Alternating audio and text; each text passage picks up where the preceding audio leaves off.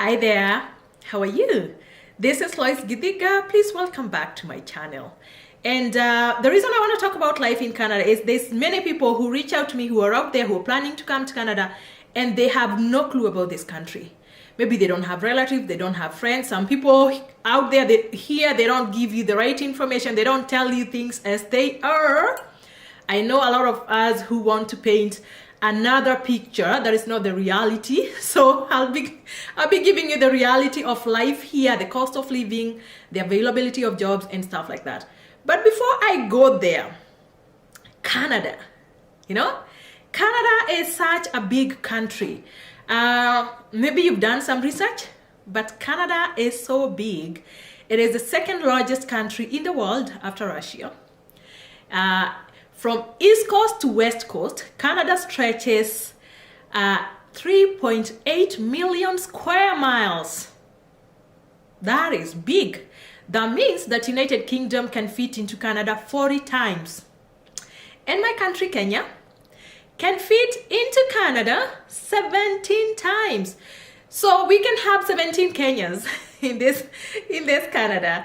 However, as you know, the population here is quite low, and that's why we keep needing immigrants. And I'll talk about the reason why Canada needs many immigrants in a different video, not in this one. But the population in this Canada is about 37 million people. When you compare that to the population in Kenya, which is 47 million, about 47 million people, you can see that Canada has very low population. All in all, Canada has 10 provinces and 3 territories. So with that size, it can be very frustrating to figure out, I want to live in Calgary or I want to live in Saskatchewan.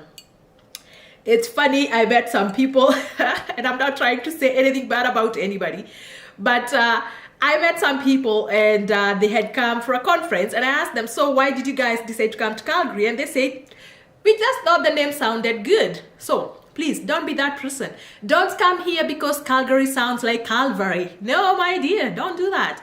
Come to Calgary because you have the right data, you have the right statistics, and I am here to do that. I am just paying it forward. I live here. I'm going to tell you everything. I have also been very, very blessed to have traveled to almost every major city in this country. I have been to all provinces in this country. So yes, I have quite some knowledge. I'm not saying that I'm the know-it-all, but I have some knowledge about just how some things run here. So that is the purpose of this series. And it's going to be long, it's going to be interesting, so keep it here. But today, this is the start.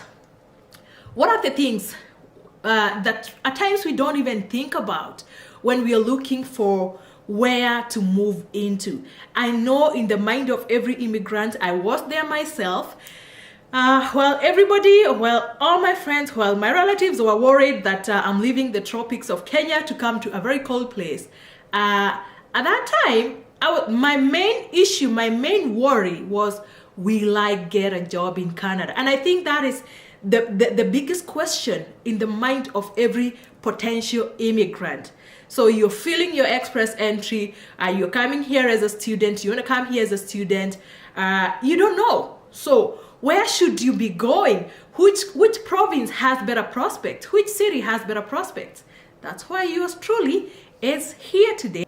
So through whichever program that you want to come to Canada, it doesn't matter whether you want to come here as a student, you want to come through express entry, you want to come through a provincial nomination or the Rural Northern Immigration Program, please think ahead.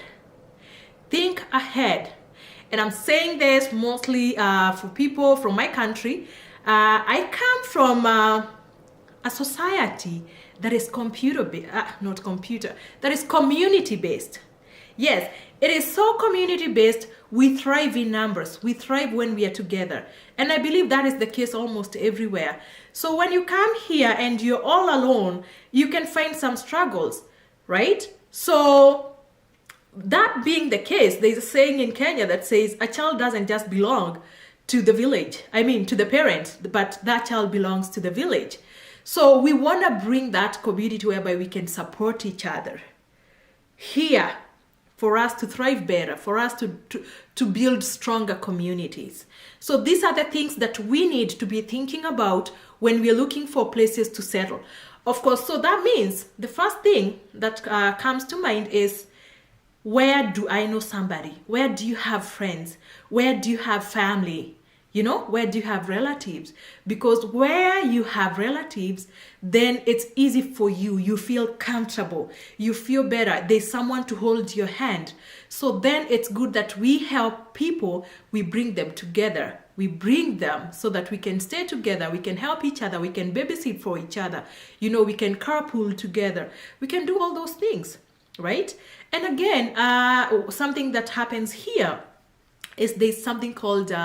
in Kenya, I know we call it corruption and nepotism. In Canada, it's called networking and referral system. So if you know someone and you know their work ethic and you know that they really work well, please refer them for employment. And I know some companies that actually pay for referrals. And it's easier when you're working somewhere with someone who you already know, or even your kids are in a school where they know other kids. They feel better. You feel more comfortable when you're already identifying with someone. I know when I came here quite a number of years back, and I got my first corporate job. I still remember the first few years where I would be all alone. I would be the only Black person in a conference of 500 people. Okay, not myself. There's myself and another lady, from Nigeria, right? And we would be the only two Black people in that conference. And at times you feel like, you know what? It's good, you're a free spirit, but then again, you feel lost, right? So it's nice when you go where you can identify with people, you have some things in common, you can share some things, you're just not a total stranger, okay? Yes, so that is one thing that you can look at, where you have relatives, where you have friends, because it's easier. It is simply easier. And in that regard, I know the other day my husband asked me, how come we have so many Filipinos, or how come we have so many Indians and Chinese around? And that got me thinking. It's because these people help each other. They help, they bring each other, they support each other, they give finances. I tell you, I know there are some communities who even contribute finances here. They support their people's applications back home. Where you have to show that financial proof. You can do that. You can come together. You give money to these people, okay, on conditions, and they can show that amount of money. Because there are a lot of people who maybe in our communities, they are eligible. The only eligibility they are failing is that they do not have money, right? So I know that is one way that people can work together, and I know that's how also some of these communities work. They help each other to bring each other because they know that there's strength in numbers. Okay? Right. The other thing, remember I said, think ahead. Don't just think of yourself. And again, as I said, as an immigrant, you're worried about getting a job. You're worried about being able to find a job when you come here. You want to settle quickly. You want to, you want to have a life going. You don't want to come here and struggle. So I know that is at the front of every immigrant's head. You're just worried that how fast can I get a job? How soon can I get a job? And how soon can I be able to pay my bills? How soon can I get a house? If that is not an issue for you, it's always good to look at the future. A lot of us, and people make that assumption that people who immigrate come from money. That's not the case. People do sacrifice a lot to come here. A lot of people sold their assets. A lot of others got support from their relatives, and a lot of them did a lot of planning. What I want to say is, look for programs that can help you support your people. Most of us here are torchbearers. We are the trendsetters. We are the first generation immigrants, most of us. I know a few people, especially from Africa. Their parents came here in the 50s, and for that, then they could be second generation immigrants. They're still not old. But majority of us, we've come here as grown-ups. Some of us have small children and others brought children here. So we are first and second generation immigrants here. So what that means is we do not have that family support. We don't have our relatives. We don't have our uncles, our moms, our dads here. But we can change the story. We can be the people who lay the ground, who lay the foundation for our brothers and our sisters and our friends and our relatives and our nieces and our nephews to come here.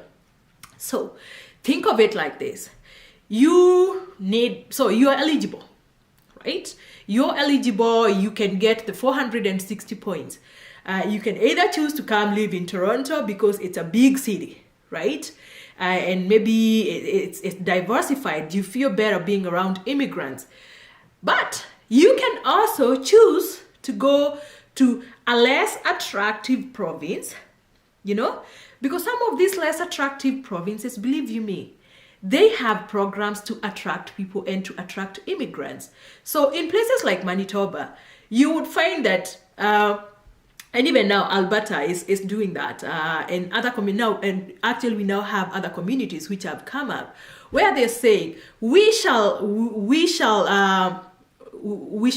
hold you, as in maybe that's not what I mean to say. What I mean to say is these communities, what they are doing, they are attracting people who already have relatives, because that is one way and a very strong way of establishing ties. So they're saying, if you already have a sister, if you already have a dad, if you already have a child in our community, then we shall give you better preference than someone who doesn't have that. So that is something, if you're planning to come, if you're not here already, if you're planning to come, you can come with a goal like that and say, you know what, I will go to this small community because I know that small community is running this pilot program. And when I go to that pilot program, I know I'm going to, it's a small city. Maybe they don't have all the jobs. They also don't have a very, high wage. But come on, those communities, simply because they're small communities, the cost of life there is going to be very cheap. Okay? But your goal, what is your goal? Your goal is 6-7 months down the line, you've established yourself, you have rented a house, then you can be able to bring your relatives. You can support the application of your relatives simply because you are a big tie. We went through some of the communities in the rural northern immigration. Guess what? Some of them are giving up to 20 points. 20 points for people who have relatives. And as I said, remember what I also said. If you have a relative, it's easy for that relative to recommend you for a job. Okay?